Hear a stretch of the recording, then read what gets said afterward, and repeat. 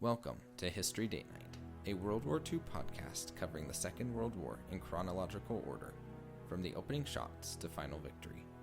I'm Justin, and joining me is my wife and co-host, Jenny. Together we explore the people, battles, and turning points that shape the deadliest conflict in human history, one date at a time. On this episode, the escape stories from Colditz will become legendary. Something happens that is very, very strange. The accusation cuts to the bone. A bomb hidden inside one of the hull's support pillars explodes.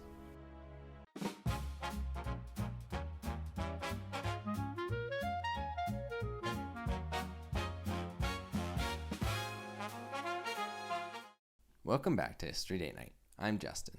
Last episode we covered the phony war in its full, strange, suspended state. The Western Front quiet, the occupation accelerating, Finland's negotiations collapsing, the Graf Spee resupplying near the most remote island in the Atlantic. We ended on October 28th. This episode, October 29th through November 8th, is when the war that isn't quite happening nearly kills Winston Churchill. America finally opens its weapons depots, a carpenter builds a bomb that almost changes everything, and Finland runs out of time. I'm Jenny. The title of this episode is 13 Minutes. You'll understand why by the end. But we start on October 30th with a story that, if it had gone differently, might have ended the war before it even really begun. October 30th, west of the Orkney Islands, a German submarine, U-56, is on the hunt when it finds a British naval formation. The formation consists of the battleships HMS Nelson and HMS Rodney, two of the most powerful ships in the Royal Navy, and the battlecruiser HMS Hood, the flagship of the Royal Navy and largest warship in the world, along with a screen of escorting destroyers. By any measure, this is one of the most dangerous concentrations of naval firepower on Earth. U-56's commander, Lieutenant Wilhelm Zahn, understands immediately what he has stumbled into. He also understands he is in an extraordinarily dangerous position. If those destroyers find him, he's dead. What Zahn does not know yet is that aboard HMS Nelson around this time were three of the men most responsible for Britain's naval war: Admiral Sir Charles Forbes, Commander-in-Chief of the Home Fleet; Admiral Sir Dudley Pound, the First Sea Lord; and Winston Churchill, First Lord of the Admiralty, all three together on one ship within torpedo range of a German submarine. Zahn fires 3 torpedoes at Nelson. All 3 strike the hull of the battleship. The men aboard feel the impacts, and then nothing happens. All 3 torpedoes are deads. The same faulty magnetic pistol problem that saved the Ark Royal back in September. The torpedoes hit a battleship carrying key leaders of Britain's naval effort and fail to detonate. Zahn dives immediately and the fleet passes overhead. The British destroyers dropping depth charges in the area but failing to find him. U-56 escapes. The crew of U-56 is shattered by the failure. Zahn is devastated by the missed opportunity. The weight of what he almost did and what he failed to do is too much. He is eventually removed from frontline command for a period. Churchill later learns more details about the attack and characteristically says almost nothing about it publicly. He notes in his memoirs that the torpedo failure saved his life and those of his colleagues. Germany's persistent torpedo problem, which by this point in the war has cost them numerous kills they should have made, continues to be one of the quiet stories of the Atlantic campaign. Also, this week, the SS City of Flint finally comes home. You'll remember the American cargo ship that the German pocket battleship Deutschland seized in early October and sent on a weeks-long odyssey through Norwegian and Soviet waters with a German prize crew aboard? Well, on November 3rd, Norwegian naval forces board the ship at Haugesund, a port city on Norway's southwestern coast, and they remove the German crew and restore the ship to her American captain. On November 6th, the city of Flint sails for home. The incident has embarrassed Germany, annoyed the Soviets, and tested Norwegian neutrality severely. It is finally, mercifully, over. November 2nd, in London, the Daily Telegraph publishes the testimony of a Jewish refugee from Vienna, a man who was imprisoned at Dachau concentration camp, the first of the Nazi camps established near Munich in Bavaria in 1933. What he describes is not rumor or government report, it is firsthand. He was arrested without reason. He was transported to the camp and crammed into a small railway compartment for 14 hours. forced to stare at an electric light for the entire journey. The refugee described guards beating, shooting, and stabbing prisoners during transport and at the camp. 3 people were executed immediately upon arrival. He writes, quote, "I was one of 18,000 prisoners. We slept 200 in a hut built to accommodate perhaps 50. There was a single wash basin for every 2 huts. Inmates who couldn't reach the basin had buckets of ice water thrown over them at 4:30 in the morning. Prisoners were forced to stand in the camp for up to 10 hours in all kinds of weather. Frequent executions were part of the brutal regime." He names the camps operating at that point: Dachau, near Munich; Ravensbrück, north of Berlin; Sachsenhausen, north of Berlin; and Buchenwald, near Weimar. He notes that the system appears to be expanding into occupied Poland. The information was publicly available in the British press. The question the rest of this war will repeatedly raise, who knew what, when, and what they did with that knowledge, has a partial answer here. By early November 1939, anyone reading British newspapers could know what Dachau was. In Warsaw, in early November, the Gestapo begins ordering the city's Jewish population to move into a designated area, the first steps towards what will become the Warsaw Ghetto. 24 hostages are taken and will be shot if the order is not complied with. The Warsaw Ghetto does not yet have walls, those come later, but the process of forced concentration has begun. On November 2nd, the first transport of Polish women arrives at Ravensbrück, the concentration camp in northeastern Germany, about 55 miles north of Berlin, established specifically for women. It is the only major Nazi camp built exclusively for female prisoners. The women arriving on November 2nd are among the early Polish prisoners to enter the camp. By the war's end, over 130,000 women from more than 30 countries will pass through Ravensbrück, and about 90,000 will die there. Also, on October 31st, Colditz Castle begins its transformation into a prisoner of war camp.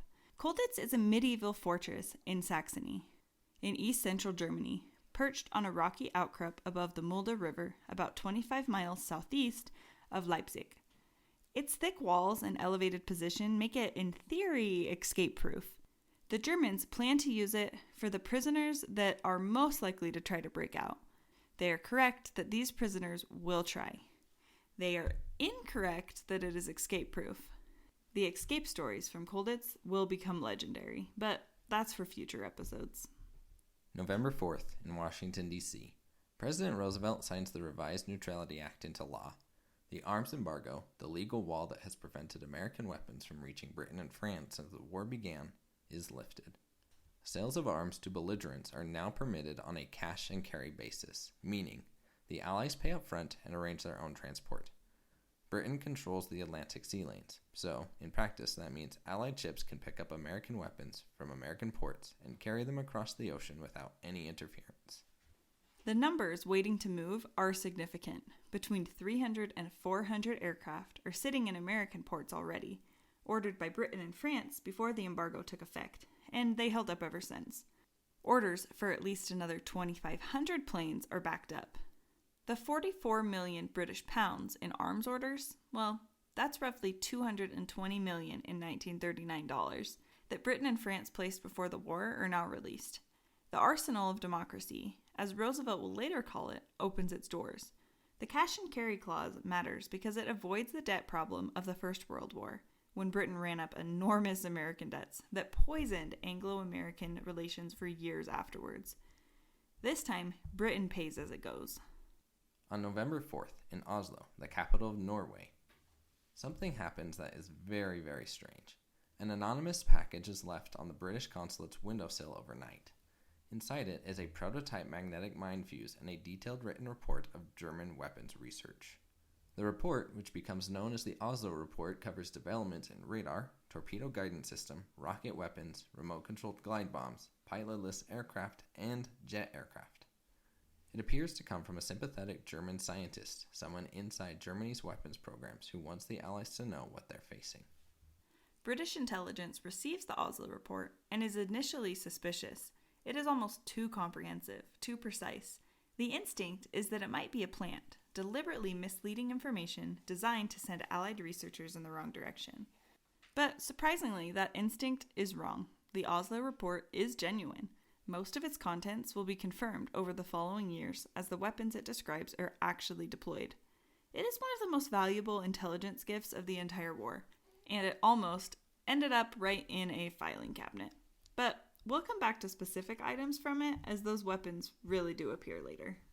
Going back a little bit to November 1st, the Heinkel HE-178, the world's first jet-powered aircraft, which made its maiden flight in August 1939, is formally demonstrated to the officials of the German Air Ministry. The demonstration goes well and the jet engine works.